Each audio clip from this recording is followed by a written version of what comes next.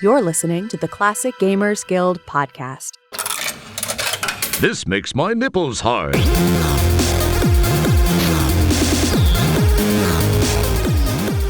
Hey there, thanks for tuning into the show. I'm Anna. That over there is Paul. You can say hi. Hi.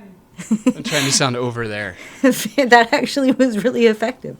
And today we are here to talk about an adventure game, shocker, a Sierra adventure game. But no, the actual shocker is that we have never, either of us, played this adventure game. And this game is a new vehicle for Al Lowe's Twisted Humor, says Questbusters. I knew you were quoting as soon as you said vehicle. Like, she doesn't talk like that. And a challenging quest through nested worlds. I'm getting this from the front of the box that I'm holding up in front of me, by the way. Nice. That's where these amazing quotes are coming from. And the game on the front of the box is Torin's Passage, who, just before this episode, Paul, you were saying you weren't super impressed with the color scheme on the front. Ew. It is, yeah, it's the worst. It's like a muddy, gross yellow with like teal crystals. I don't know. I just don't. I'm mad at it because I was killing time earlier trying to do our thumbnail for this episode, and I just couldn't. I couldn't get those two colors to play with each other. And frankly, I don't think the front of the box does either. They just were like, well, it didn't make sense. There's all these crystals on the front of the box, and I'm like, well, what's this all about? And I didn't realize that this is like a copy of The Dig, but I got that now. Ah. Yeah. Right. Well, by the way, we're in it. We did it. And after 32 takes, we're in the episode. There's no... It feels good to be here. Hey, guys, it's nice to finally see you. We've been talking to nobody for the last half an hour. Yeah, these actually get harder to start every time we do one. We lose a little experience with it somehow. Okay, good, though. We're in it. This is Torin's Passage. I'm going to tell you guys what Torin's Passage is about, and I'm going to do so poorly. Because that's how I explain games to you guys, I guess. So it's an adventure set in the strange world of Strata, which is a planet made of like 5 different worlds, and they're nested into each other like a Russian doll. Which is a really cool premise for a game, for a fictional story in general, right? That the Earth has different layers, and you travel inward towards making your way towards the center of the Earth, and each, I don't know, level of crust.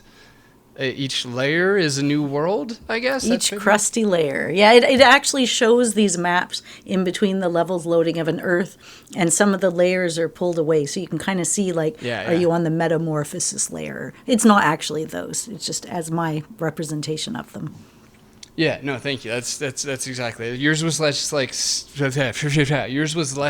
crusty in explanation than mine was. Mine had sandwich vibes for some reason, but so Torin sets out on this journey inwards, I guess, through each of these layers, and each of them is like a weird little kingdom location, whatever, with strange different people and things like that. And it's a fun game. It's a funny game, and the premise of this game from Al Lowe was apparently he went to see Mrs. Doubtfire with his daughter, and his takeaway was that the adults and the kids were laughing at different things.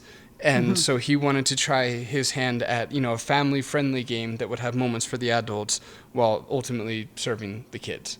So the two different things, funny enough, were kids laughing at the physical comedy. So you've got your slapstick laughter, and adults laughing at the layered joke. So you've got your knowing laughter. And he really wanted to combine those much.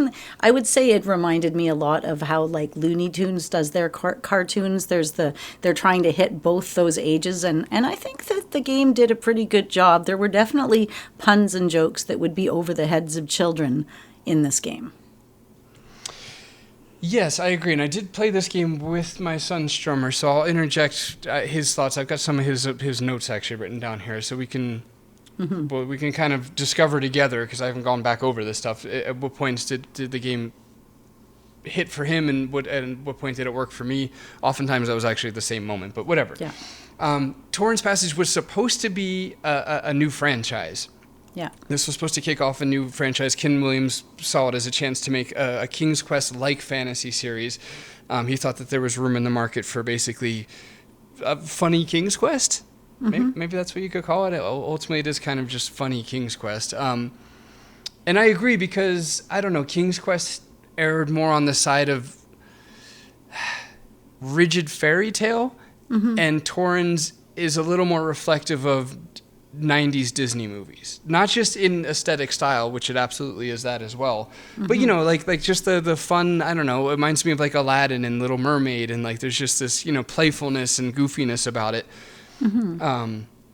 while also telling more traditional stories, whereas King's Quest, I don't know, King's Quest is just a little more serious. Exactly. And it was kind of meant to fill in the years when there were no King's Quest games. So it was going to be bouncing off of it. And what we played was just game 1. Torin learns kind of who he is, and maybe he meets somebody kind of cute along the way. And maybe she promptly fucks off and you never hear from her again.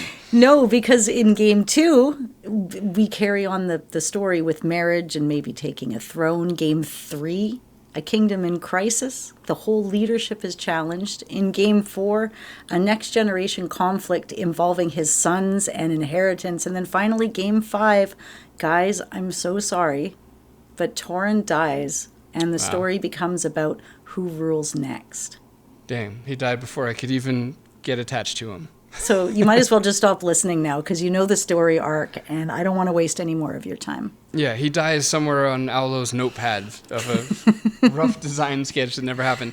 No, but well, he was supposed to grow up with his kid, right? It was going to be a progression. So as his kid got older, the game would get older and more adult-oriented, because his daughter was only 9 when it first came out. Oh, Al's kid. Yeah. Got you. Right. Okay. Yeah, well, all right, I'll say this too. The overarching idea between the series that Aldo was roughly planning was that there's these, what is it? I can find out really quickly. There's four different worlds. Yeah. 5 if you count the null void or whatever. But there's 4 different worlds, and ultimately Torin was going to unite these worlds all together. Yeah. The other thing to note too is that don't let any of this intimidate you, because Torin's passage does end very neatly. Yep. And aside from like a flirty love interest thing arising and then completely disappearing, you otherwise don't get the sense at all that there's more. You don't need a second game. Like it is a nice little all encapsulated story. So it's not like it ends on like a cliffhanger and you never get the second one sort of thing. But yeah, ultimately, so we've got a few different lands here, and we're gonna start walking you guys through the game. But the worlds, the lands, the kingdoms that you're going to go to is the lands above, which is where Torin's from. So that is where we all live here on the surface of the earth.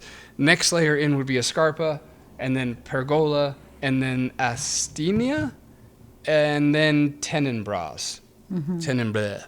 It ends. It looks French. The song "O Tenenbaum."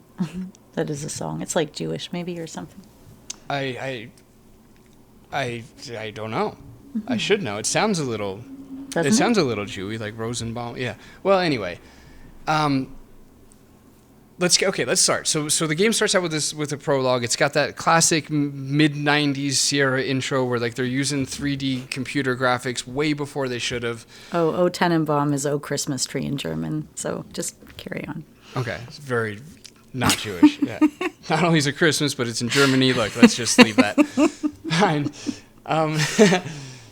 It starts out with one of those just tough to look at mid '90s Sierra intros where they're using computer graphics, and you're like, God, I wish they just stuck to the cartoon vibe for the intro, because the cartoon, the animation work in this game is unbelievably good. We'll get more into that, but to start out, you get a nice little, intro movie. I'm sure it was like an AVI file. And you're basically in a palace. There's a thunderstorm. You just getting a bad vibe. Something's gonna happen. Baby Torin is in his cradle, and his parents are sleeping. He starts to cry, and his nanny Lachenta, whatever. I'll just say it different every time. That'll be how we approach this. It's part of our shtick. Yeah, we that's right. don't do names well. It's a thing. I'm gonna make it shticky. Yeah. If we have offended listeners in the past, and I've apologized, hopefully personally, publicly on record. Yeah. Yeah. Sorry. Anyway, she goes in and grabs Torin and tries to comfort him, you get the idea that she actually deeply cares about him. Just I don't know, just in the way that she holds him and is concerned about him. That cradle was funny. It's like a rod in the ground, like a pedestal with this like car seat looking thing on top. That's Torin's cradle. It didn't look safe. It looked like he looked could roll so out of scary, it. yeah. It made me nervous. Like, are you guys, maybe you should have him taken away from you. Yeah, exactly. It was almost like one of those 60s egg chairs. Yeah. But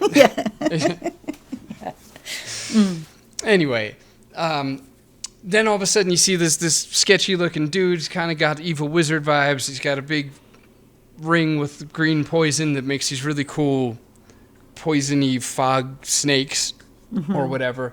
And you get the feeling that he was maybe trying to get Torin, but he settles for his parents, kills the parents. Lashenta runs off, ultimately saving his life.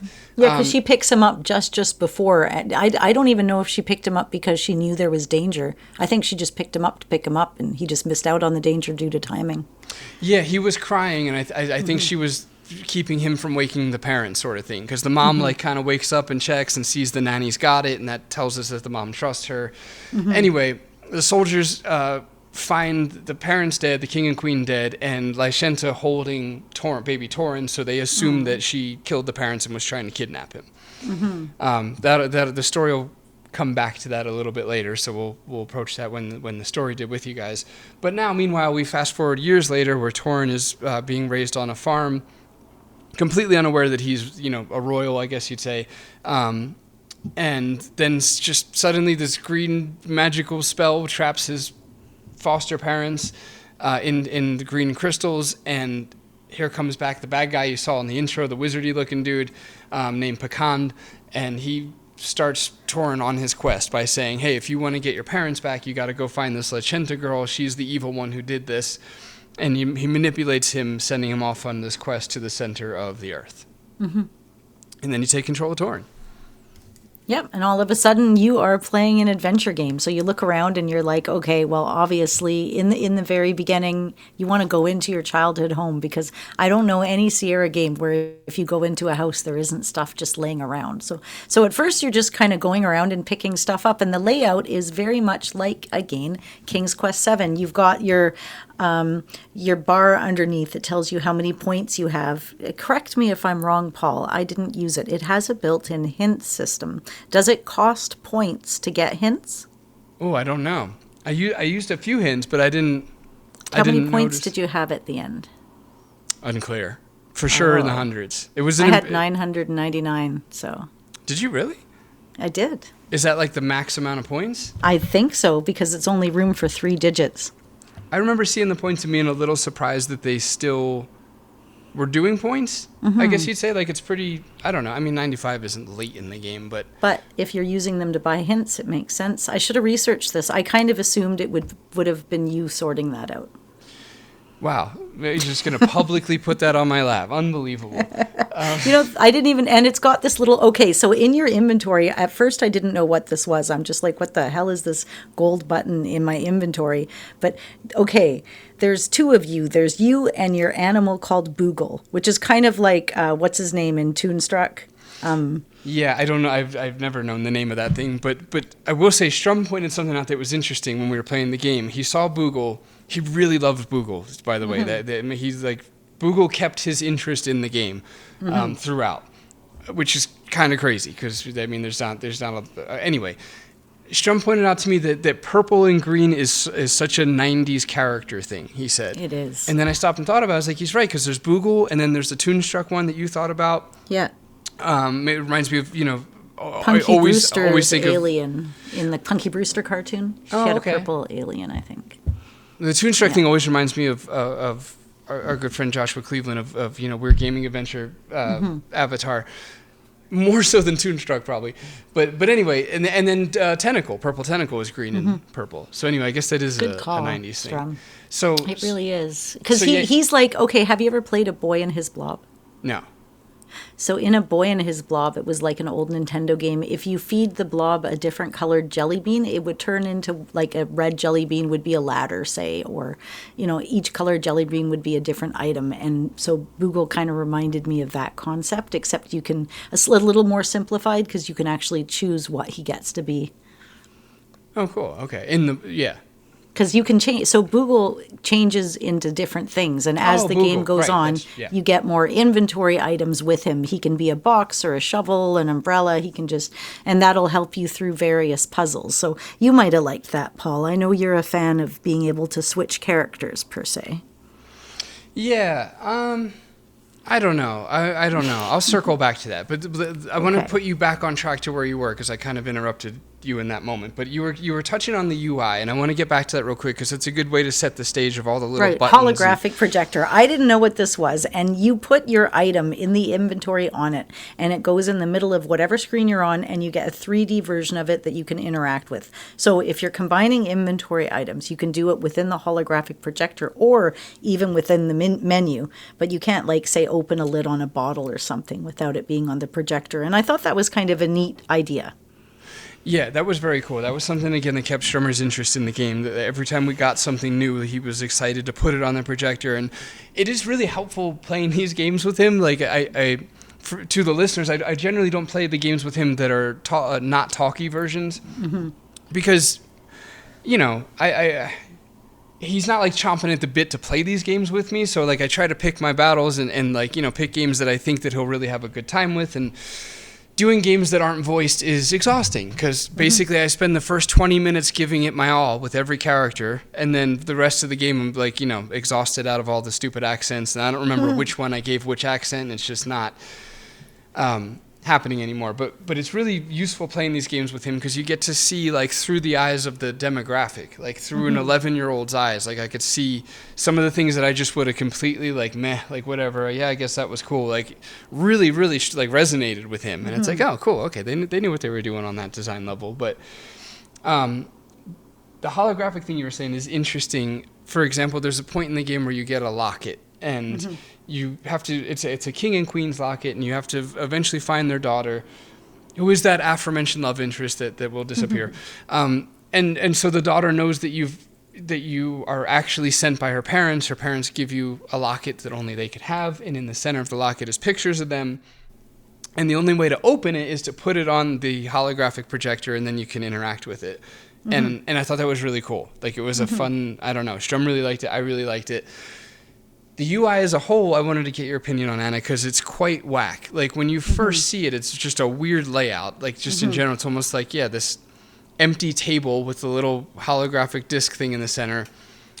There's a button on the left that's like a little book-looking thing, and then there's the sand hourglass timer thing that's the hint system. And then a button of Torin and a button of Boogle, so you can switch between them, sort of. Anyway, what was your take on this? Because this is, like, very polished late stage adventure game, and they're throwing bells and whistles at you, seeing what the next big thing will be, hoping some of it sticks. So, like, what did you? Oh, it was for one, I didn't really use the journal. The journal just seems to give you a backlog of things that have said and happened. In case you don't take notes, you can just go back and reference stuff.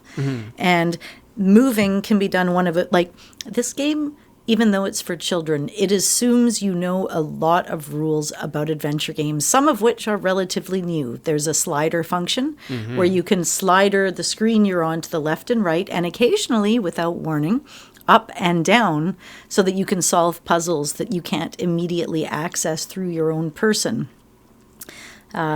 So again, and it changes rules a little bit throughout the game, and it like, there's a lot of figuring out the context and what the developer was thinking to try to figure it out. So they blended a lot of different rules. I feel as a person that was a kid that had never played an adventure game before, this would be a challenge at 12, 10, 9, 8. I love that you just said, as a person that was a kid. Yeah. As a former child myself. Unlike somebody here. What did you think specifically of the scrolling thing? So there's a little sliding arrow that takes half the game to see. And then once you see it, you're like, hey, what's that little tiny arrow? And you click it and you drag it, and it scrolls, and almost you could think of it as moving the camera, I guess. It scrolls across the room. And then inconsistently in other rooms you can scroll up and down as well as left to right. And I thought it was really, really cool I liked it. It's way too much and too overwhelming, and adventure games are like I can almost see from the developmental point of view why it would sound like such a great idea, but then as an adventure game player, it's like, oh, please don't throw this to me. Like I'm already trying to figure out so much and like what I have in my inventory to get through this particular situation. The last thing I was thinking at any time was, oh, I should scroll down and see what's hiding below me. Like it's just it was very much like, you haven't played a lot of adventure games run and jump games, but in a lot of them, and even some Mario games, if you look up or down, you can get more screen, or left or right, even if it's outside of the view context of the character. Okay. So I was already pretty used to the idea of doing that. But you don't expect it in an adventure game, right? Or are you saying once you saw the mechanic, then it clicked to you? Okay, I got you. Once I saw the mechanic, I didn't see it right away, but I did see it within the first chapter, because I was just like, what's this arrow? And I mean, using like word processing and stuff, we use those little arrows to move things around within a document. Yes. Yeah. What's interesting in the sense that the need to use that mechanic to scroll up and down, I can only recall, and I did just play this yesterday, but that doesn't, I don't know, that doesn't, I can only recall actually using it once to solve a puzzle. Yeah, the tree. Right. To later. See into the girls in the And spa. there's one other one, when you're trying to figure out the lava maze, you have to kind of go back and forth to map your route. Like, I'll get more into that later, but that's the other time I had to use it. Yeah, right. I would almost say 1.5 times, because you're right. You do like kind of. It helps. It helps you map it out. Especially if you go backwards. That's how I do mazes. I start at the end and then work my way back. Always. When I was a kid, I used to do that too, because it's cheating. Yes. Yeah. Yeah. Okay. So we got the sliding thing out of the way. There was a tutorial. Did you notice? Did you happen to trigger the tutorial? I don't remember how I triggered it, but I did not do a tutorial. I had no idea.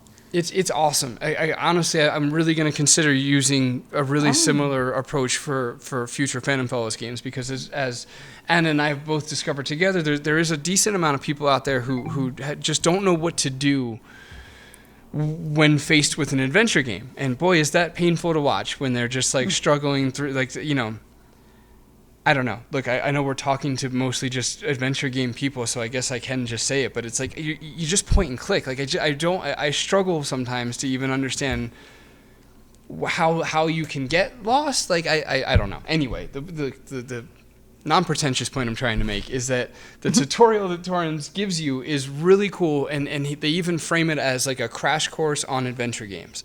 It's not even like how to play Torins. It's like, hey, here's how adventure games work. Okay, so you're gonna, you know, when you want to look at something, you do this, and when you want to combine inventory, like it spells out all the things that we take for granted that we know.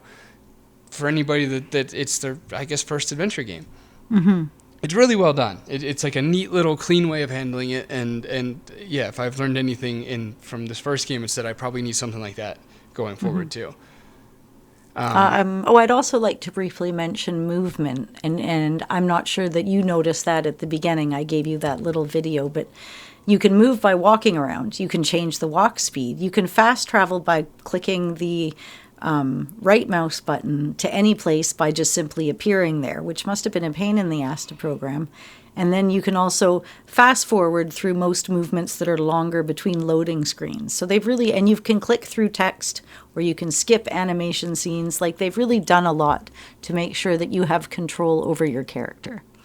Yes, it is like late stage adventure game where it's like everything has been figured out. It's polished. They're able to, you can rewind certain things. Mm-hmm. All the deaths have auto saves before them. It's like, it's probably, I don't know, the most, you feel like you're in good hands when you're playing this game. Like, it does have that LucasArts sort of like, we've got it all taken care of for you sort of vibe. I wasn't like panic saving all the time. Like, I actually trusted it. Me too. And yeah, and then they throw some bells and whistles, and I was just thinking as I was playing it that it's interesting to play the late stage games because there's always a new gimmick or two that they were trying out, and I don't see it as a gimmick because it's not cheap. It's just more like, hey, maybe this will be the next thing. Maybe this will be the route that adventure games go. Maybe they'll all start doing hint timers like this one.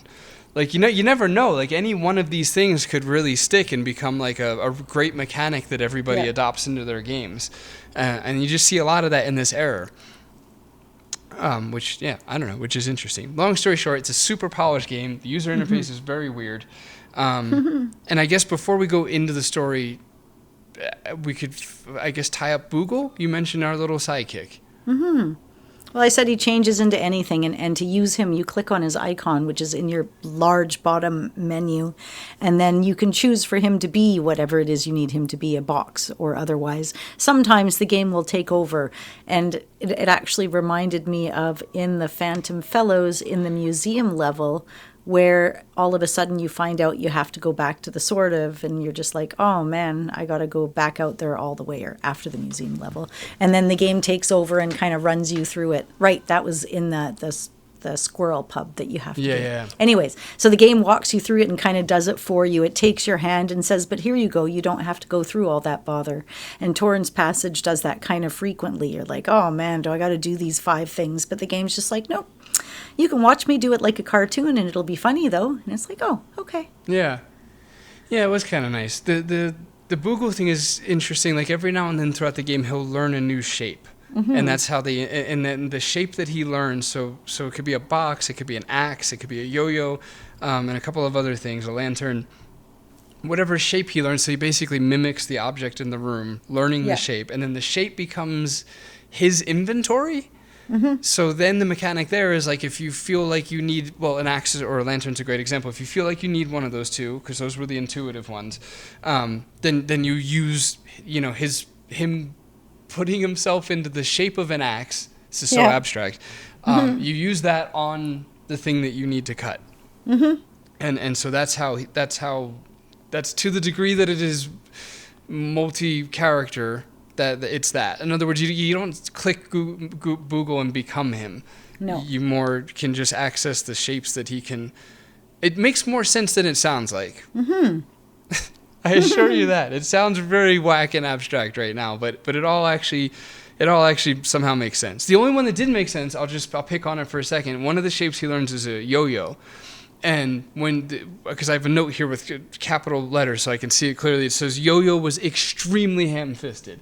Like, I just remember when you use him as a yo-yo, it was so unnecessary. Yeah, I agree. That was a weird one. But anyway, all right, let's start on this little journey. So we're in the farm.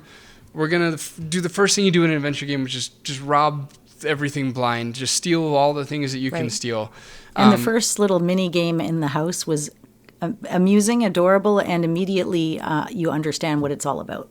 Yes, with the worms. Yeah, they were really cute, and I really liked that. I wish I wrote more, but my note just says worm puzzle thing was fun. Yeah, you go to grab the worm and he moves, and you go to try to grab him and he moves. He's in the knitting basket, and you just have to keep clicking him until you grab him, and then you get to hold him in your inventory for a future puzzle. And I think that was cute. Oh, and at that point, Jacob walked in the room and said, "Hey, the music in this game reminds him of the music in Heroes of Might and Magic," which I thought was kind of cool. Very cool. That note's for a little bit later. But anyways, yeah, you go in and you take all of the things. He learns, like Boogle learns how to turn into a box after you have your evil wizard conversation. He's gone. And then you're off into this big world, and it's almost overwhelming. There's so many different directions you can go, but saving you, there is no flavor text. If you can click on it, you can do something with it. Otherwise, you can't. It's quite simplified. Yeah, it is. It's just that one-click interface, which does always bum me out. One thing that I promise I actually don't have many negatives with this game. Strum and I both had a ton of fun with it. But one thing that I really didn't like, it was like, I don't know, oddly stressing me out, was when you talk to somebody in this game, you click on them, and then they say the thing, and then you click on them again, and they say more things, and so on until you hear the line repeated again. And, like, I just really didn't like that. Like, it just seemed stressful. I didn't know when a conversation was going to end. I didn't know, like, I don't know. There's something weird about it. Like, did that register with you at all? Was there anything fishy to you? No, I just kept talking to people until whatever they said repeated.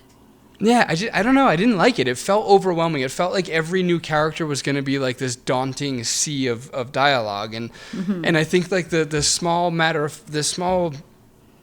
difference of choosing the dialogue that you want is just enough interaction to break up all the dialogue. Like, think back to Quest for Glory 5, or I guess mostly any adventure game, but it's like you're given the dialogue options that you want to say. And like even as in most cases from my game to Monkey Island, it's like you're eventually gonna have to say them all. So you could argue like what's even the point of all that? But I don't know. I learned from playing this game that being able to select the dialogue that you want gives you just enough agency and interactivity to where it doesn't feel like this bombardment of dialogue. And by the end of this game, I almost was like dreading meeting new players. I hate to say it, because it was just so much, and there was no agency. So you just click and then a sea of dialogue, and click and more, and click and more, click and more, click, it repeats and you're done. And I don't know. I just something about the dialogue thing in this game was the one part that I really didn't like. Gotcha. But it didn't bother you, so there's nothing. Not even a bit. Okay, fantastic. Well, because I've played other games like that before. A lot of more modern adventure games are kind of like that. You just click until you're done clicking, and then you click on something else. And I felt this game was a lot like that. Click on a thing, and then I found myself sweeping the mouse across the screen a lot. Like, where's the little icon, which is kind of hard to see. If the mouse is grayed, you can't. If the mouse is white, you can. And that's really your only interactivity outside of the arrows. And the arrows themselves would get quite confusing later on in the game, as you'd have to navigate through places that would have 4 different arrows that would take you to 4 different places from one specific spot, which was a little bit tricky.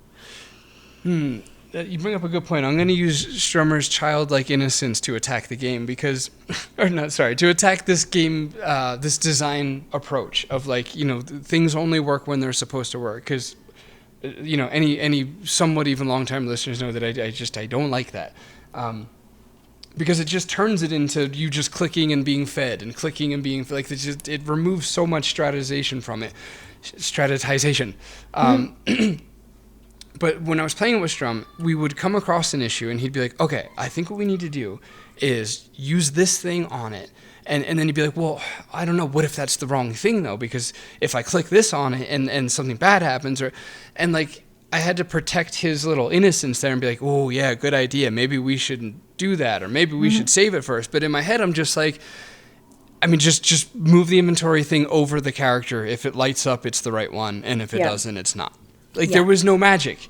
And like he's not used to that, I guess, because he was like, really plotting and scheming, and that was probably the best part of the whole experience of playing this with my kid, was like the moments where you get to listen to your child like brainstorm puzzle solutions. Like it's always quite, rewarding and fun and stuff, but this game, and it's not just this game, it's all the many games designed like this, it does take that away from you, where it's just like there's no need to think. You can just see if the cursor turns a brighter color. Yeah. How about that instead? That is my cheat code for point and click games. And hey, I played this game with my kid too, just in a different way, and I'll get to how in a little bit. He doesn't come into the play yet. Okay, fair enough. All right, well, look, we got we go to the guardhouse, and now it's basically, okay, it's time to deal with Herman. We have to relieve Herman of his guard duty, and apparently when you relieve somebody of their guard duty, you have to make them a meal. So we're into a bit of a fetch quest here. We got to find some berries, and we got to find, chuck berries. That was good though, because not only that, but you use your axe, right? Yeah. Guitar axe, yeah, and then you get some chuck berries. And it even turns like the axe literally turns into a guitar, and you play like a musical interlude for this wizard, which took me straight to Discworld. Even though I haven't played the game, the wizard still took me there. Nice. Right, you do a little Angus Young kind of maneuver across the screen, and that's fun. There's also, in that same moment, one of the responses you get is, you rang, and I wrote that down because that's so 90s. That was such a 90s joke. You remember that? You rang? Man. All right, anyway. That's good. Oh yeah, and then so you're doing that, and then you have to get this. You're supposed to do a change of the guard, and you have to bring this guy all of these different food items and set them all up. So it kind of all starts with these snails, and I love these characters. Their names were Slim and Slime. You probably liked the snails, and they high five with their eyeballs. Come on now. Yes, an I-5. Yeah, the snails were awesome. They were super fun. A lot of the voices of the cartoon of the characters in this game have that kind of like, what do you want? Like they all, that's like their default, and it's just funny every time. It's great. I just really like it. And then the wizard, I'm not going to go into detail with every puzzle, otherwise we'll be here forever. This game actually has quite a bit to it, but the wizard does eventually, on his third ask, he asks for a latte. And I'm like, that is so Seattle in the 1990s. Like, my parents would take me to Seattle to go to Starbucks because they didn't have one here. It's funny, you don't hear that too often back then. Yeah, I guess you're right. I haven't thought about it that way. You're right. And this game was made in Seattle. We could say that...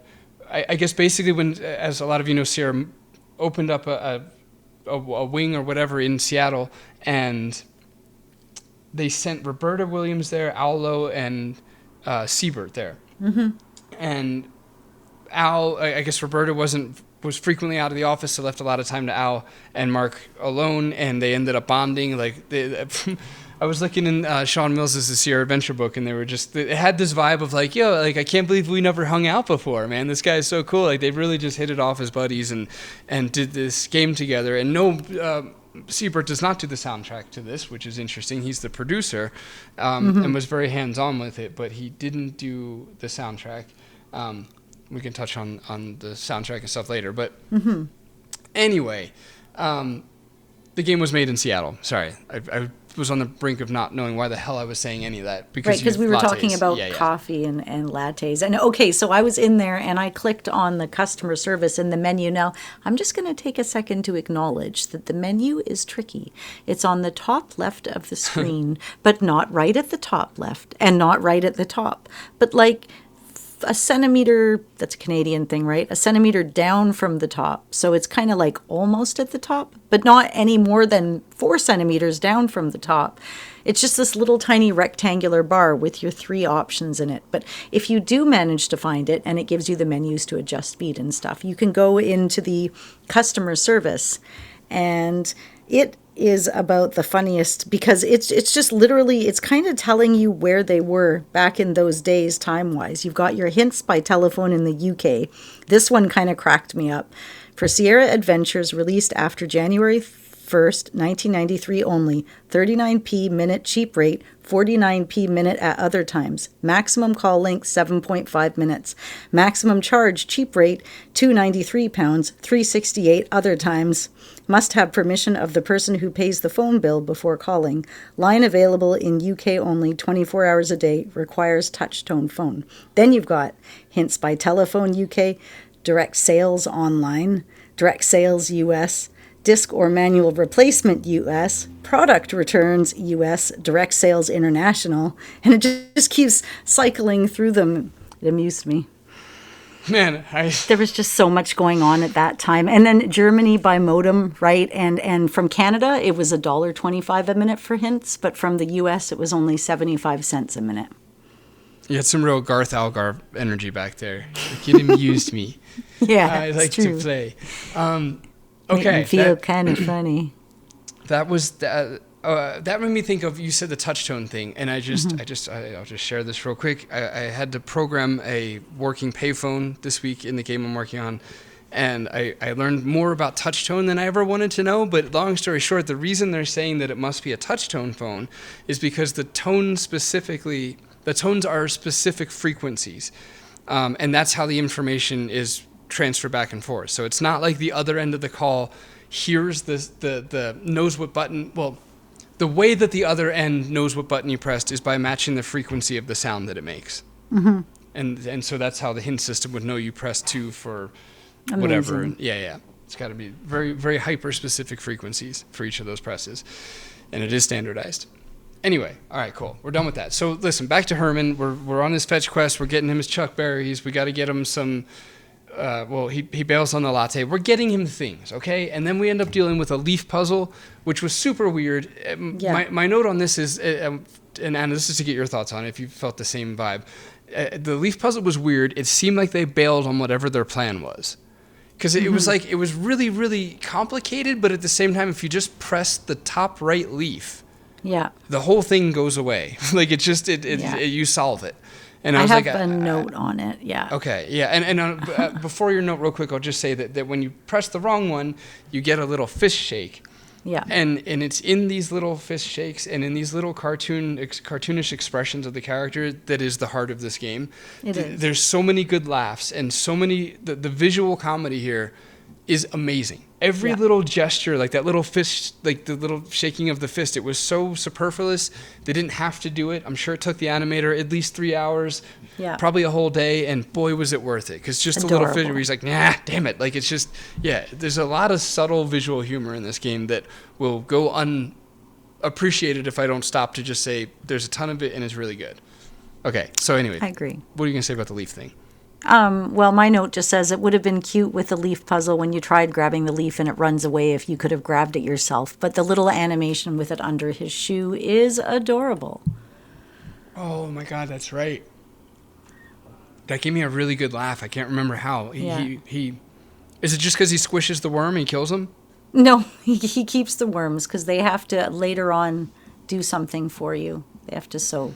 That happens later in the game. Oh, right. That's right. No, but anyways, yeah, I can't he remember, does kill the yeah, worm. He does kill the worm because you doesn't get he? silkworms later for that. Which, right. in your defense, that's a lot of worms for one game. It is a lot of worms in one game. Some of them died, some of them didn't. That's just the way it works. Sometimes. But in this leaf thing, you use the worm and he does the task and he's very cute and Disney-like. And then, but he doesn't die. You squish him and then you pull him off of your shoe and then you flick him back out again. That's right, and he gives you a giant goofy smile. Yeah, it was actually good. really cute. It is. Yeah, really that got big liked it. laughs from me and Strum.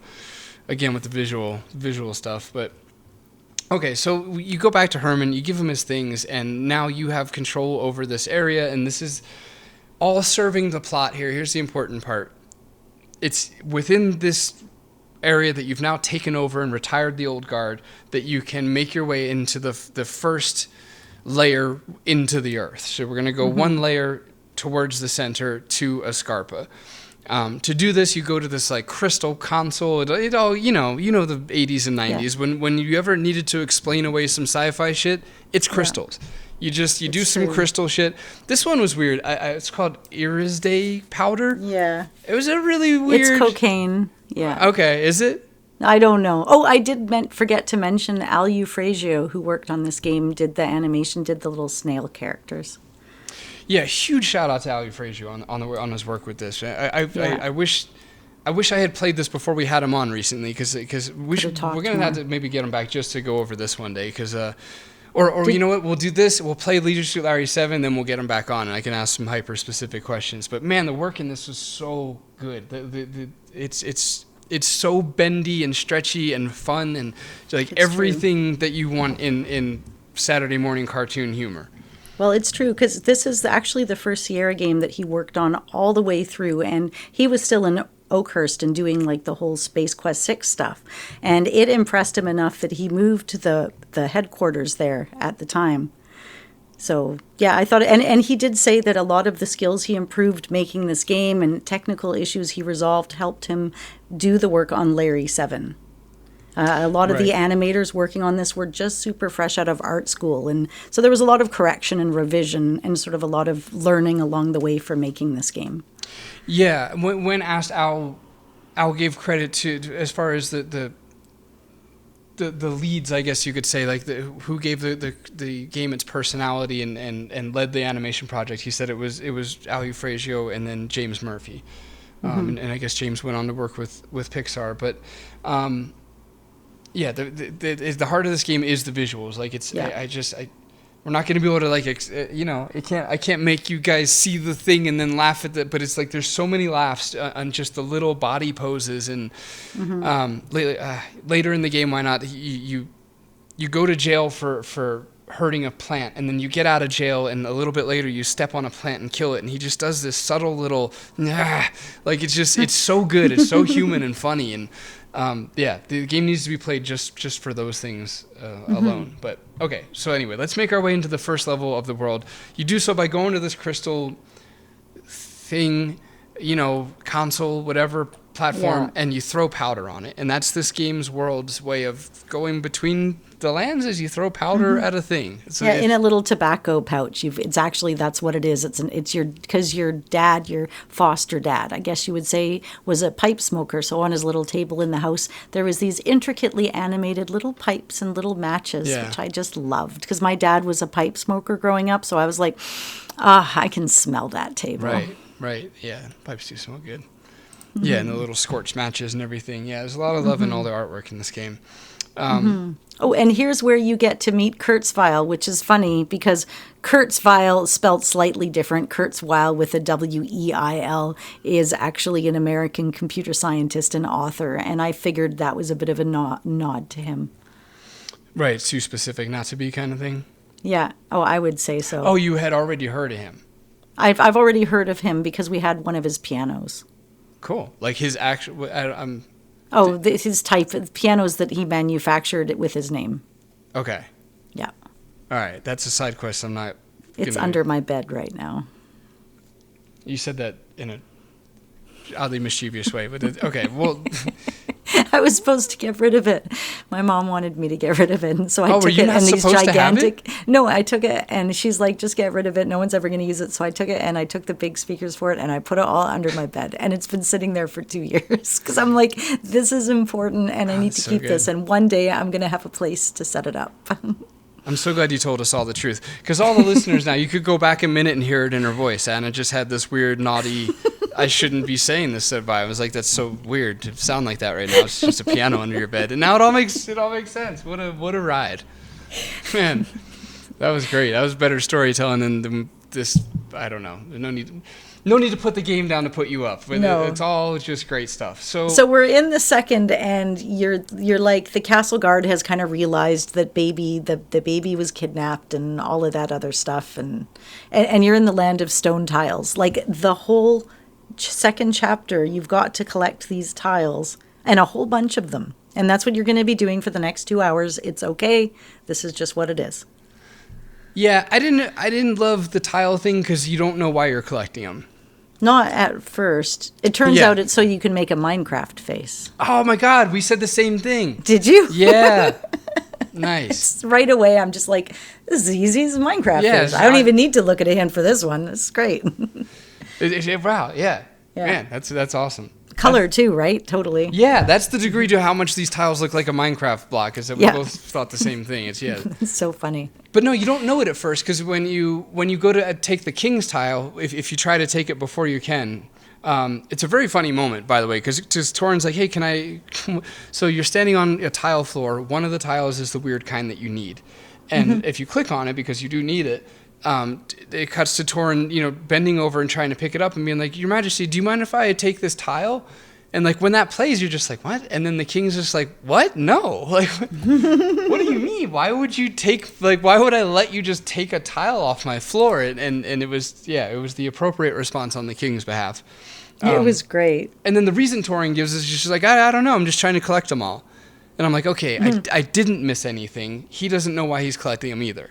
Right. And so it just one almost fell on his head, and he's like, well, I mean, I'll just take this then, I guess. Right. And then since I have this one, I'll take this one that looks like it, and so on and so on. Until you eventually find the reason for having collected them. Right. And okay, chapter 2 goes funny because all of a sudden I was in this chapter and I found myself in a show, and I'm going to take a quote from mysterymanor.net, which is one of the many walkthroughs that I followed to go through this show, and this is his description of a puzzle where you get a green stone tile off of a dining room set. You're in a black and white TV show. They're nuts and they're bitter. And they live together, and you walk in and the whole world turns black and white, and all of a sudden there's a laugh track. You can have an opinion on the laugh track in a second. But there's a green stone tile set on the dining room table, and if you try to take it, the bitter nut bitch snarls that you must leave it alone. Torin will have to get her in a more favorable mood before he may take the tile. I was like, this is when I'm like, oh, I get this walkthrough, and it gets me. This is great. But she really is. She hates her husband. She's annoyed with her kid. She's annoyed with her life. She's annoyed with you. And the husband, he's so kowtowed that he won't even talk to you. He just stands at the stove stirring his stew, and then the audience laughs at everything you do, whether it's funny or not, or they'll boo, or they'll awe, or they'll make some kind of a noise, and I loved it. I thought it was just hilarious. From a kid's point of view? She is a bit of a bitch, but that's a little harsh too, because in her defense, you thought. do walk into her house and try to steal something of her. So Right. I might have set the tone. It's fun. It's okay. I kind of love hate this whole part of the game. If you click through the audience, it's not so bad. Like click That's it when true. the audience is doing their thing. That's true. That took me too long to catch on to, because you're right. It did drastically improve things once I did. It kind of has this Wanda and Vision sort of vibe, because that show specifically was kind of a parody of the black and white sitcom eras, which is exactly what this is doing. Lucy. Yeah, and I don't know, it's okay. They're doing that thing they did at the time where like the husband is like, this Al Bundy loser, the wife, I don't know. That whole part's fine. It's long, and honestly, I was losing Strum over it and trying to keep his interest. See, I thought kids would have really liked it. Maybe because you weren't skipping through the laughter. Sure. But she was just mean. Like Jacob says the same. He's just like, wow, she's just not very nice. It just wasn't that funny. Yeah, it wasn't, I don't know. The idea was funny. I liked the way it took, like this game actually broke the fourth wall in a way that I've never seen another Sierra game do before later on in the game. But this isn't quite where it does that. See, I agree with you. I love that they did it. It's just the way it ended up panning out. Yeah. But the idea was great. Anyway, when you're done with the black and white nuts, you get the tile. We're not going to go through all the tiles, but that was the more notable tile. And the names of the vultures were great, because they're tripe and viscera, and those are like innards, both of them. I didn't get that. Tripe is on the inside of your body. I think it's the outside lining of your stomach or something like that. And viscera is like guts and such. Right. Okay. And their insults are great. They have grumpy old stick in the bowels, or they think you're ugly. But it's great, right? Because they're ugly. And it is a two-headed vulture that also Al Eufrasio animated as well. That was one of his characters. Nice. I'm going to catch up on notes real quick and just say that I wrote Boogle Mechanic has mad potential, which it did. I could watch Herman eating, the Herman eating animation all day. So in case anybody's actually worked on the game, listens to this, that should be known. They just absolutely, I really could. It was so good. It's just peak animation. Like the way the spoon, man, it was so good.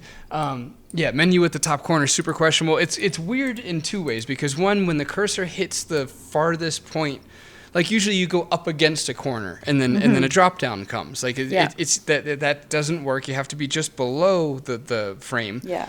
And then the other thing is just why couldn't they just make the escape key open the menu?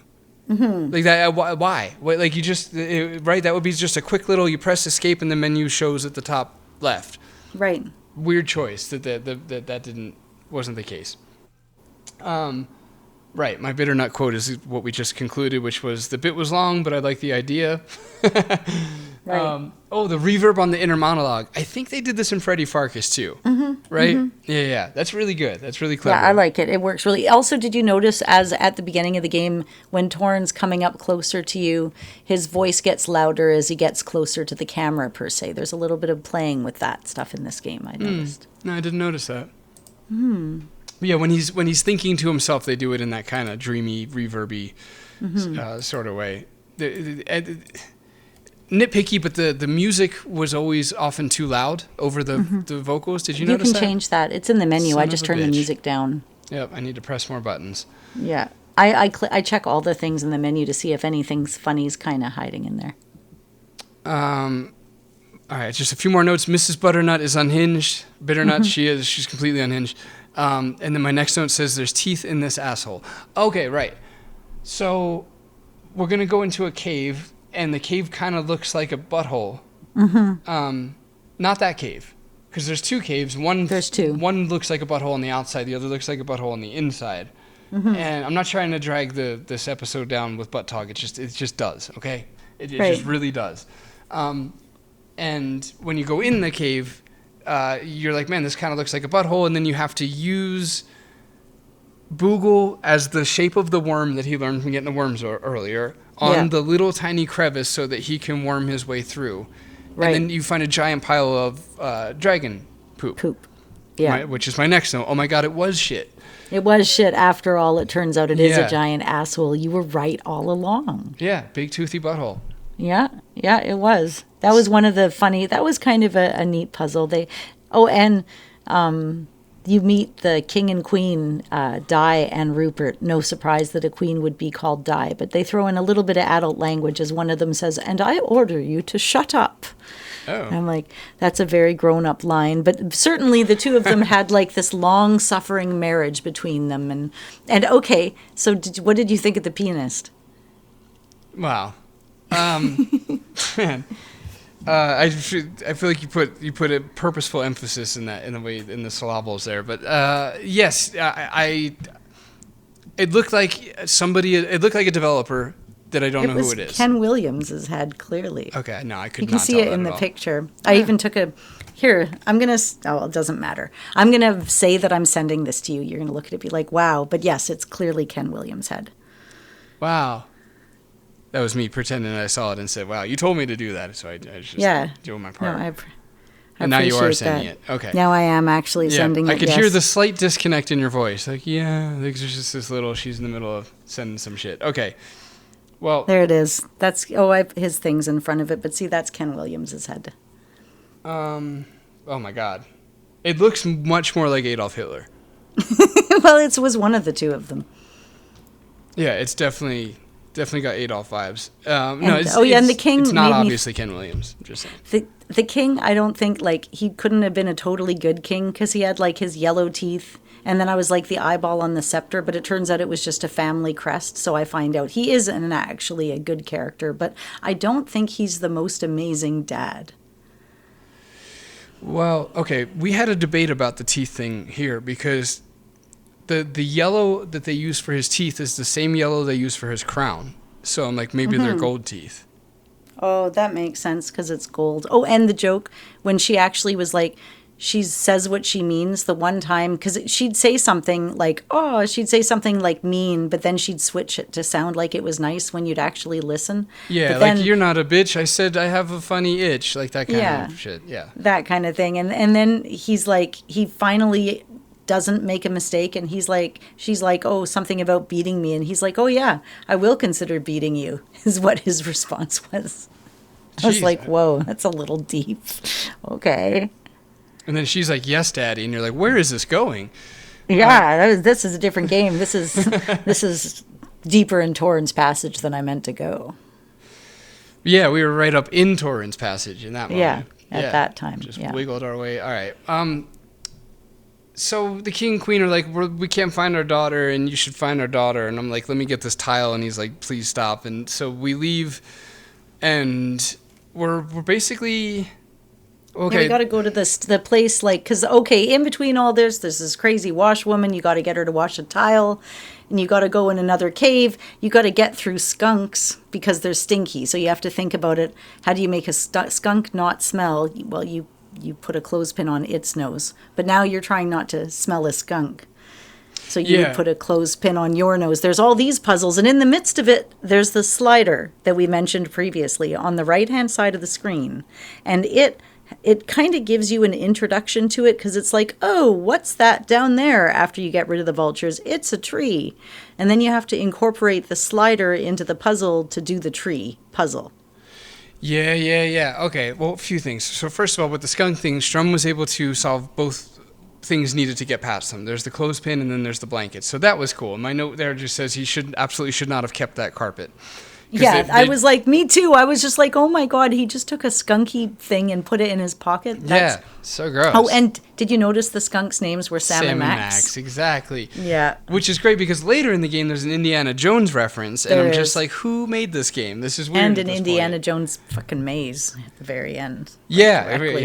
Yeah, that's true too. Yeah, but yeah, Sam and Max the Skunks, that's cute, right? You like to see them playing nice with each other, the two big companies. So for Sierra to reference a LucasArts thing in there, I thought was pretty sweet.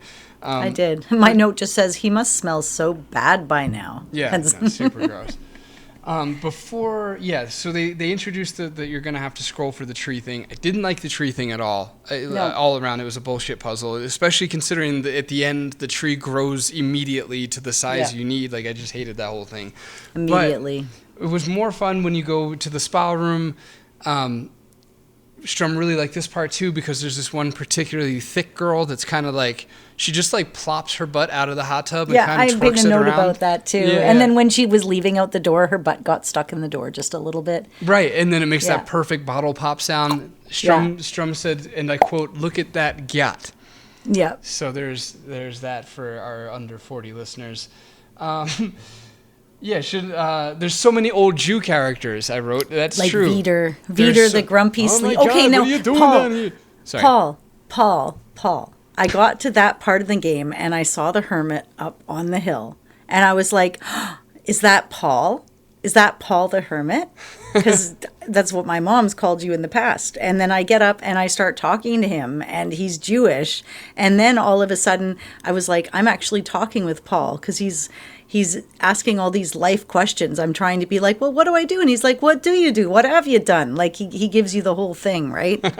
And then he offers you a girl that he essentially calls ugly because he's like, oh, she's got a nice personality. This is what you want. And it was a pretty funny little scenario. Yeah, all right, I can see some of that. And then you give him the pillow and he's all... Yeah. I'm going to sleep. And because he's sitting on a tile, he's like, my ass is so sore. I don't know what to do. So... with the rock crevices. Yeah, he's good. He was one of the... It was funny. Oh, and then I died on a ladder, which is great because it's me. And I'm like, of course I would die on a ladder. Aw. That's a nice throwback to when you shattered your leg on a ladder 2 years ago. The scene when Boogle comes back to you in the bathhouse is very much like the Monkey Island scene. All of the action happens and you don't get to do anything about it, and it scrolls through it with Google kind of behind the screen. Yeah, I wrote the same note. Monkey Island reference behind the wall fighting. Yeah, yes. Exactly. Yeah, they definitely completely lifted that for Monkey Island. And it doesn't, I hate to say it, but it doesn't work as well either. Because in Monkey Island, it's very obviously behind the wall.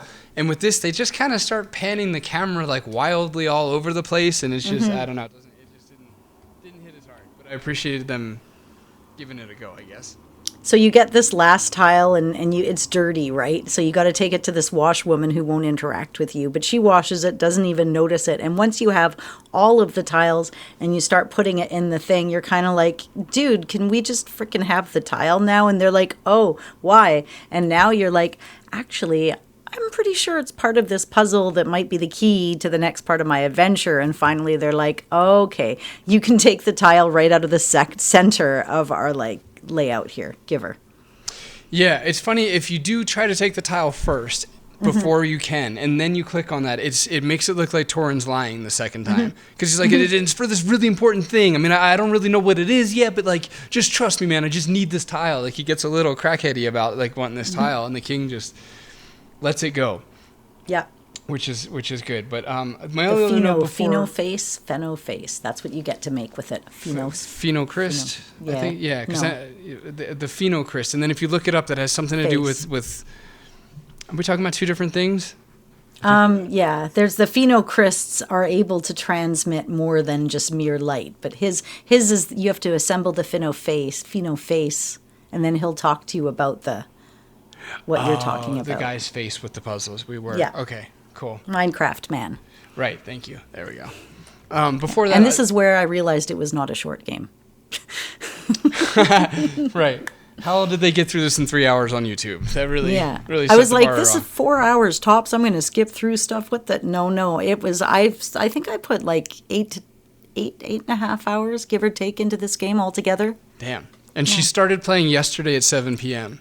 Yeah, I've been ignoring everybody in my household. I was up until, I don't know what time that was last night. I was up until late last night playing it, and then I was up first thing in the morning playing it again. But I was trying to do as much as I could. I was really trying hard to experience this game and not just follow a rote walkthrough. And it wasn't as simple as I thought it was going to be. So it took me a long time. And the mapping was tricky. Like, I had to draw a lot of diagrams with arrows. Like, you can go this way or this way, and it just took some figuring out. Yeah, the little hitboxes, the hotspots for where you could change locations on the map were too small. consistently. It was really hard to find the perfect little, diagonal left up arrow to go. That was a little bit annoying.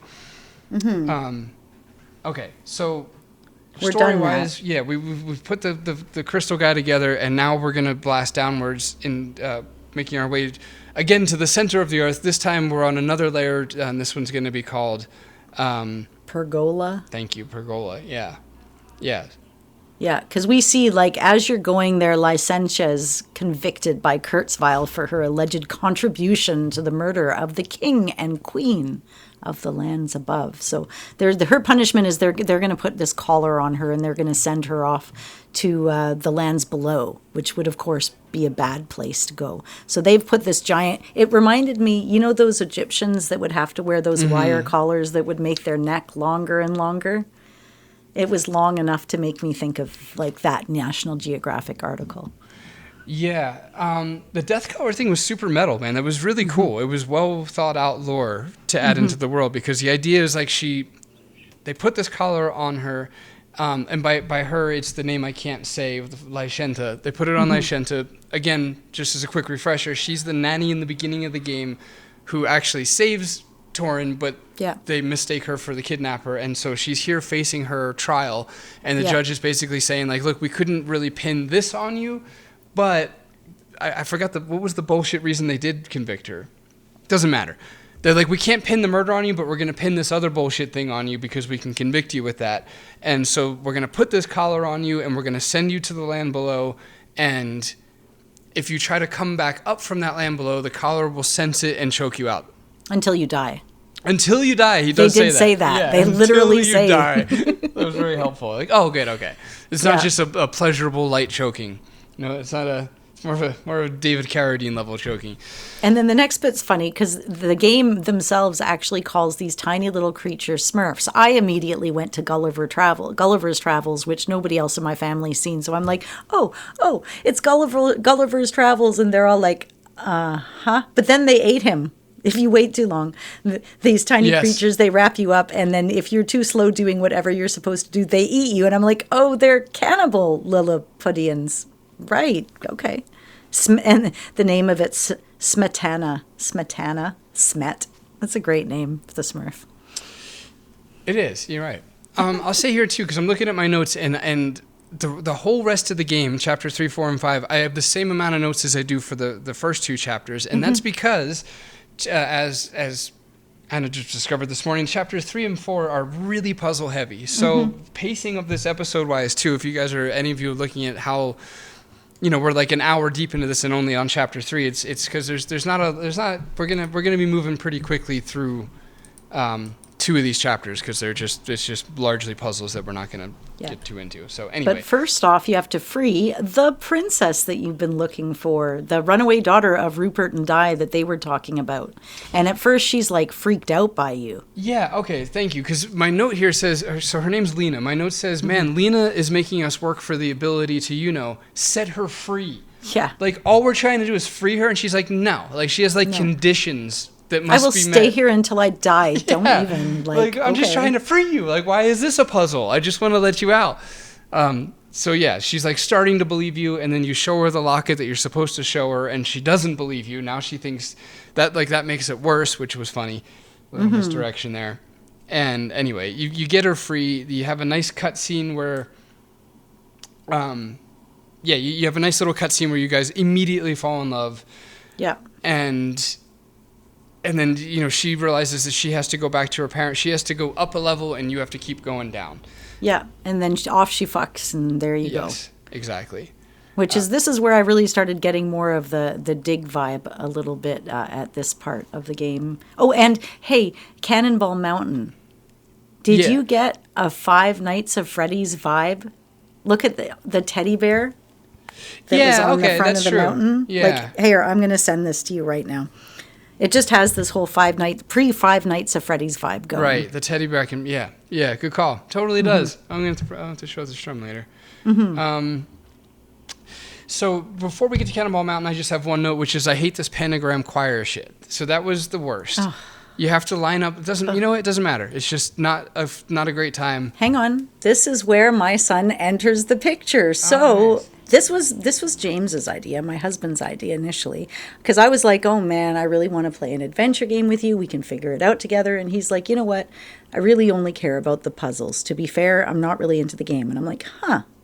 I'm not really into the puzzles, but I really like the game." So I'm like, interesting. And I just kind of tucked that away. And then when I was playing this game and I started getting to these puzzles, I got that feeling I sometimes get with puzzles. I was kind of hot and frustrated. It was already taking a while to play the game, and I just didn't have the patience to sit and figure them out. And not all the puzzles were clear. With a walkthrough, you literally had to figure it out while you were playing it. So whenever that would happen, I said, "Hey, Jacob, come here." And he'd come over and he'd do the puzzle for me. I'd go off, go pee, get a drink, go for a little walk, enjoy my life, do something else. And then always quicker than I thought. It'd be like a minute or two later. He'd be like, "Okay, Mom, you can carry on the game. Here's your cutscene." And all of a sudden, this game just became the most enjoyable game. But I didn't play these 2 chapters very much. My kid did. Good. I'm super jealous. It was those stupid... The male monks, you have to get these monks in order. This was the first puzzle that I was just like, I cannot do this immediately. Because you'd move one and 2 other monks would move. And then you'd move another, and 2 other monks would move. And you've already got half the puzzle figured out. This is a new concept that comes up halfway into the puzzle. And Jacob had it in 45 seconds. But I think it would have taken me 20 minutes. Yeah, it's an identity-based puzzle, I guess you'd say, where you have to organize them between male and female. Which my only note for that was you would get yelled at on Twitter for designing this today. And it's just logic puzzle stuff. That's all. Yeah, you do a lot of clicking until it snaps into place. Until you kiss the girl, and then you both go in your different directions. She goes in one portal, you go in the other portal. Chapter 3 is over. Wait, what was the story? We just told you. Yeah, there's really not much story in this chapter. It's you meet the girl, you fall in love for she falls in love with you because you're the protagonist. Is why. And that's kind of this chapter. That's it. This is where it really felt like the dig. So the 2 of them are kissing. Lena's gonna teleport back to Escarpa, and you're gonna go into the right one to Asthenia. But at this point, I was thinking the dig very heavily, and then for the whole rest of the game, but especially the next level, it had that lonely vibe. There was no other people there. There was crystals involved. You had to go from place to place to place. There was no other characters to interact with. And that's when I was like, wow, this really is extra diggy. Interesting. I see what you mean dig-wise with the crystals, especially like the crystal-y puzzles. And there is, I could see it. It's dystopian. It didn't click with me when I played it, but I get it. It also had a bit of like a H.R. Giger kind of vibe going. I mean, that one tree does. Right? The tree that you cut a root off of? It's oddly alien looking. Yeah, and it had a bit of a reminder of like Loom in there. Just some of the ambiance. It kind of took me there a little bit. And then in the next level, you end up at you're in the next level, which I should introduce. You're in Asthenia. And you get this little bit where you see Licentia. She has a conversation with Picand, who's that evil wizard from the beginning of the game, and he uses this magic wizard. They go back and forth on it, and then boom, you're in a room that has a table that has a cupboard in it, and you can just open it and get some stuff and carry on, which was kind of like interesting. Yeah, and this is the moment where you get to see how Licentia has aged since her trial and since the incident in the beginning of the game, because it's been, I don't know if Torin's 18 or 20, it's been that amount of years since we last checked in with her, and by now she looks more evil. She's gained a bunch of weight. She's not doing good. Her mental health is in a decline, and it's because she's been banished to this underworld with this collar on. And the game does a really good job there of making her seem quite villainous. Like, you start to almost wonder, you start to mistrust her, I guess, in a sense. Even though, like, you saw the intro, she didn't do it, but she's so villainous and twisted. You're like, has the conditions of where she's lived in all these years, like, warped her. Is she now, like, a legitimate concern? or bad Well, guy. before we get there, I just want to hit the lava area and just talk about that for a little bit. I'm not there yet. I just mean before you get to the lava, you see the wizard briefly talking to her. Yeah, and we just get to see that she's all of a sudden oddly villainous, and made me wonder if she had changed or not. Okay, so I did miss some notes. Sorry for the last chapter. I love how Princess Lena's head eyeball matches her eyes. And then I love how Boogle gets jealous, which is adorable of the two of you. And then Lena immediately takes on a nursing role, which I liked. And then he's all like cocky and charming, but he manages to do it without being dislikable, which is I think, a really hard thing to do with the character. And then there's this scene of them where he rescues her and you get this cool sky and this little romantic interlude. And I imagine that must have been hard on the frame rates back in the day, because even my computer now was like a little choppy on it. Yeah, I'm glad you said that about Torin, like him being the way he came across, because this was when I started to really like him as a character. Up until here, like there's not much character there. He's just little young guy in a big world sort of thing. You don't really get a sense of who he is, but then I don't know, a lot of these little animations that are going on the side that I was talking about with like his little poses, and like he's very showy. Every time he'd do something, he'd be like a little extra showy about it, kind of like a ham, which was fun. And then when he's with Lena, I really like it because he does this guy thing where he crosses his arms and uses his knuckles to push his biceps out. Yeah, I saw that. I know the move too. Right. And he's just, and like they give him like the face they give him where he's like, you can tell he's not listening to her. He's more thinking about how he looks to her. Something like that. And it's really funny and really fun. And yeah, makes him totally human. And yeah, he does have like a little bit of this, I don't know. It's like, not quite Roger, but like a little bit Roger Wilco, but then also a little bit of unearned confidence and just young bravado, I guess you'd say. And yeah, anyway, you start to get a sense for who he is. So that's nice. So after that, you're in a lava maze because you're like, yay, maze. But okay, navigating the lava stairs reminded me very much of navigating the staircase in King's Quest IV. The way that you had to, because you couldn't just click an arrow to go to the next screen. You had to click slightly in front of you, to the front, to the back, over, up, over, over. It was very clicky. And then I was like, oh, another maze after that maze. Right. Okay. So I think before that, it doesn't really matter, but there's the cannonball part. Right. Oh, yeah. You have to like catch all these cannonballs, which is, I mean, it's such a simple thing you have to do to catch them. You have to click next to you, so you walk one step over. But by golly, could I not figure that out? Right. Yeah. I was trying to click on everything all over the screen, not the like half inch behind me. But once you do that, you just have to do that for all 4 cannonballs. Yeah, that part was fine. And then there's the next part is like you have to go balance a thing. You put a bunch of cannonballs in a bucket and you put yourself on the other. And once it's balanced, it makes a catapult appear. And that was super dodgy on the logistic side of things. Like I don't understand how that made the catapult appear, but whatever.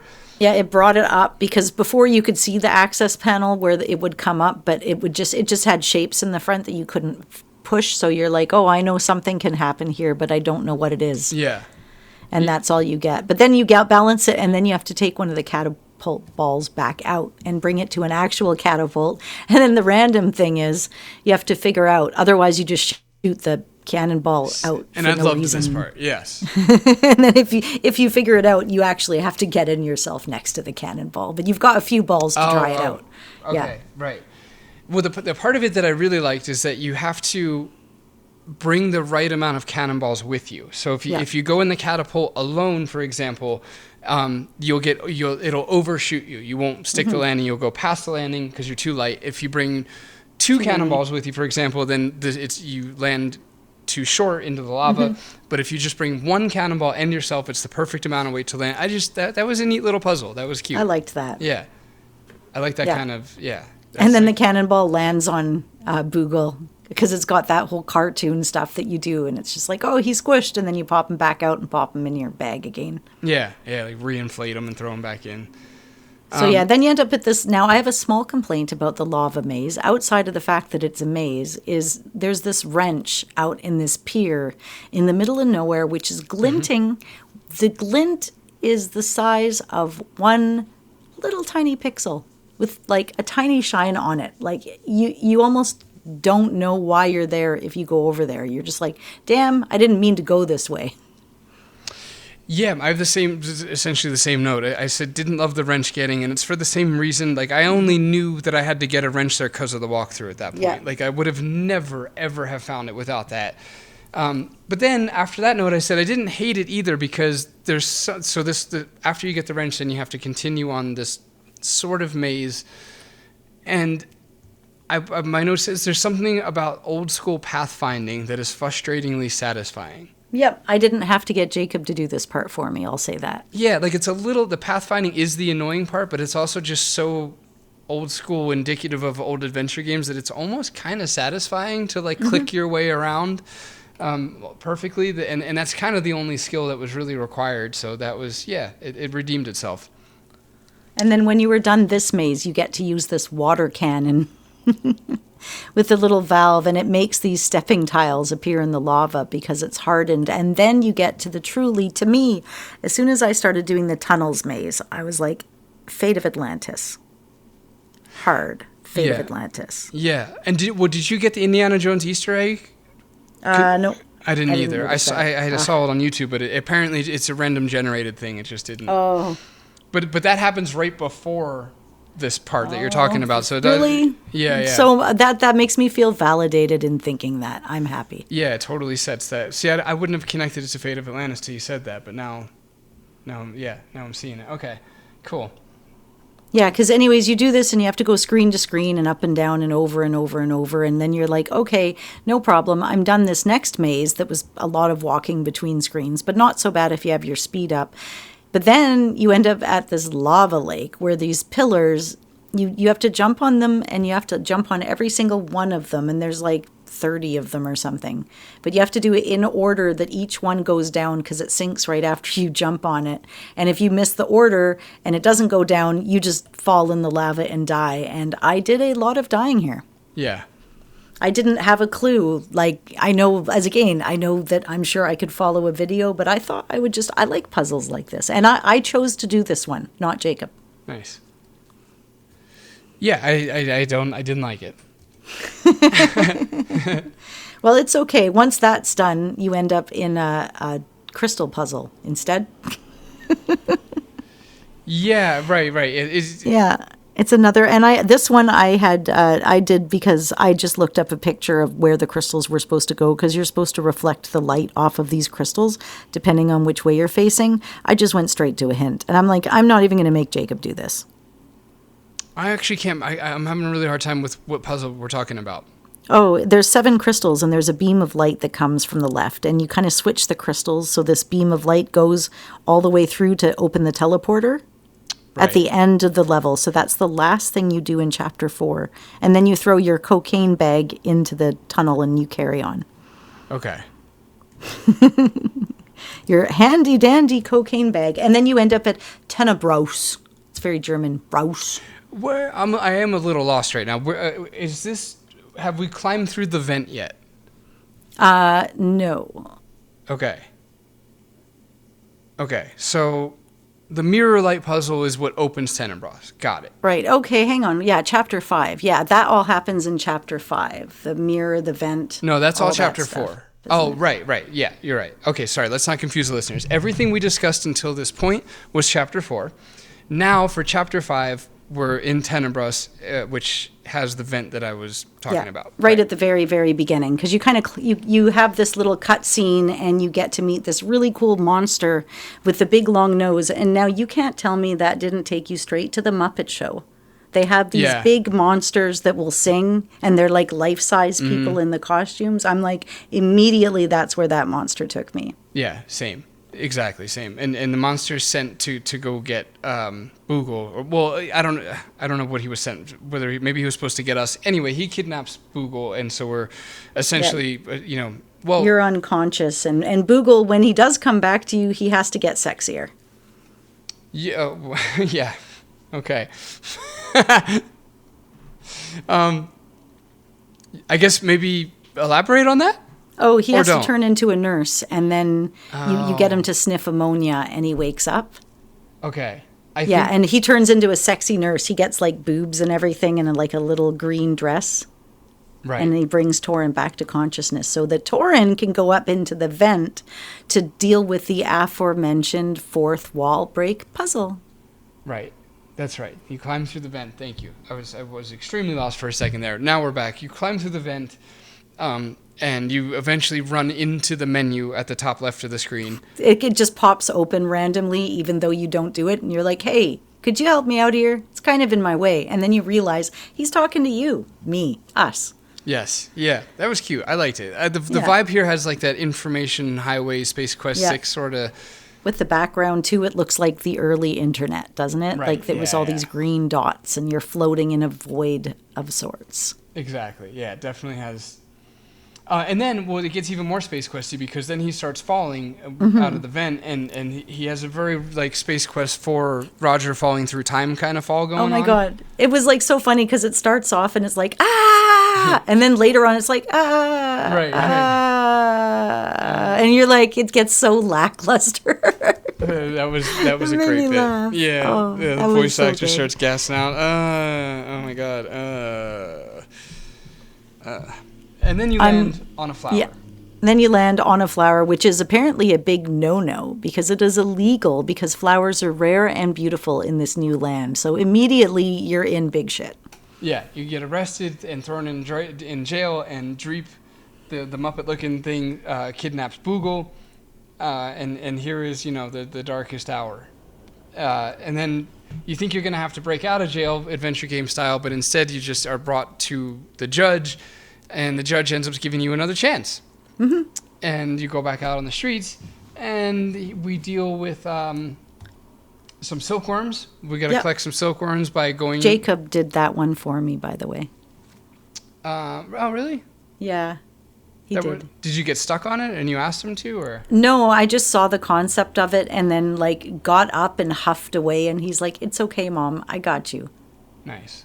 Yeah, it was. He just kind of jumped in there. I wasn't feeling frustrated with the game, but like my family was kind of hearing me say things like, "Oh my God, are you serious? This?" Like more than they've heard me say in some other playthroughs.